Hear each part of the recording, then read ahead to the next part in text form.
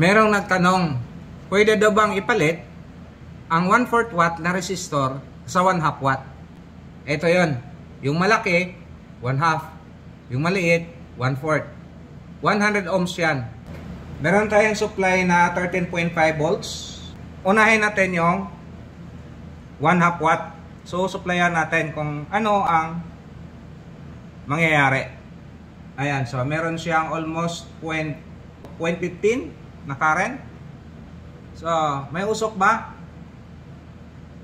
Uy. May usok siya, pero hindi gano'ng kabilis.